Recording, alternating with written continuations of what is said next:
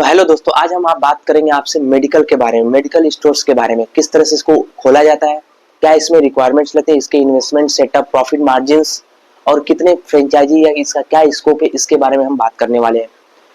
तो सबसे पहले बात हम करते हैं इसका इन्वेस्टमेंट और सेटअप कॉस्ट की बात करा जाता है मेडिकल स्टोर के लिए।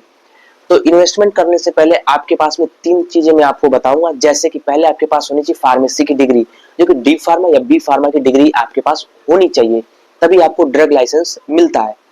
अब हम बात करते हैं स्पेस की रिक्वायरमेंट, जगह कितना रिक्वायरमेंट होता है। तो यहाँ पे गाइडलाइन से 120 स्क्वायर फीट से लेके 200 स्क्वायर फीट आपका डॉक्यूमेंट पे होना चाहिए और ये 100% हर जगह पूरे भारत में लागू होता है। इन्वेस्टमेंट्स की हम बात करते थे, छोटा शॉप खोल रहे हैं, बड़ा शॉप खोल रहे हैं, तो इसमें वैल्यू टू वैल्यू हो जाता है इन्वेस्टमेंट। लेकिन आप छोटा स्टोर खोल रहे तो 3 से लेके 5 लाख तक का इन्वेस्टमेंट होता है, जिसमें आपके रेंट हो गए, इलेक्ट्रिसिटी हो गई, आपकी इंटीरियर हो गई और आपकी इन्वेंट्री हो गई और आपके पास ड्रग लाइसेंस, ये सब चीजें आपकी जो कॉस्टिंग होती है 3 to 5 लाख में आपके हो जाता है।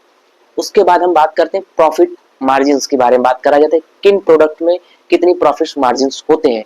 यहाँ पे डिफरेंट प्रोडक्ट्स में डिफरेंट मार्जिन होते हैं। जैसे जेनरिक मेडिसिन में जो होती है हमारी अप टू 70 to 80% की मार्जिन होती है।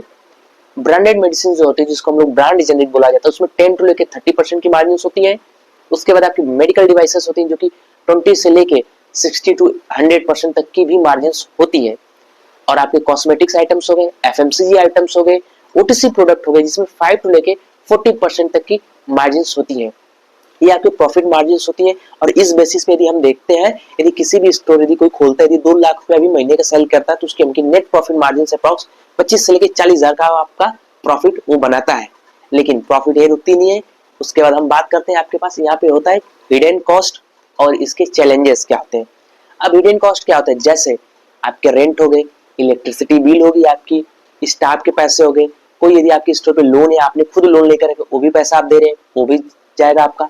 और आपके पास जो सबसे बड़ा खराब होता है मेडिसिन स्टॉक जो होता है, तो डेड हो जाती है जितनी स्टॉक्स होती है वो आपके। ये सब जितने जो हमारे चैलेंजेस है, ये हमारे लिए एक हिडन कॉस्ट ही होता है, जिससे हमारे लिए दिक्कत होता है और उससे हमारी प्रॉफिट मार्जिन में भी कमी आ जाती है। अब हम बात करते हैं कि फ्यूचर ग्रोथ क्या है फार्मेसी का, फार्मेसी का फ्यूचर ग्रोथ कितना है।